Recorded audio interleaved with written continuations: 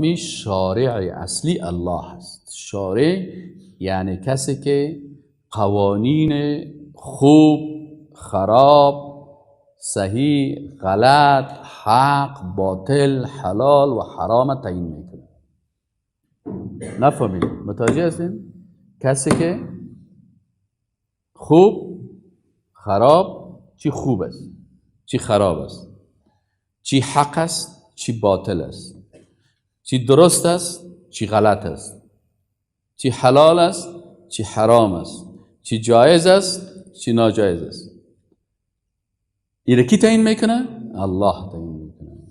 پس شارع اصلی الله سبحانه و تعالی است. فکرتان باشه بین شریعت و قانون یک فرق است. ما و شما باید اینو بفهمیم. شریعت اونمو احکام الهی است که توسط کتاب‌های آسمانی و توسط پیغمبر برای انسان‌ها رسانده شده است. این شریعت میگه. فهمیدی یعنی که شارع از الله است. قانون چی هست؟ قانونی است که او را انسان‌ها به خاطر منفعت خودشان میسازن. پس فرق بین شریعت و قانون است. قوانین که هست، شریعت که هست از اول کامل و شریعتی که بر رسول الله صلی الله علیه و آله شریعت کامل و صالح برای امت اسلام شریعت الهی هست که این باید مسلمان تطبیق بکنه.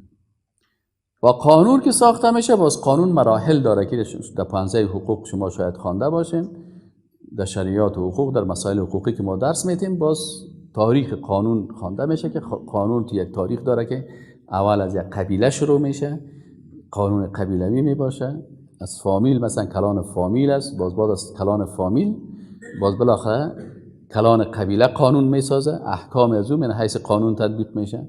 باز با گذشت زمان ای باز قبایل چند تا یک جای میشن، یک کشور تشکیل میتن، باز قانون مملکت ساخته شدن، باز بالاخره قانون کلان شده میره اما تو با گذشت زمان بالاخره قانون بین المللی میگه پا گفته میشه.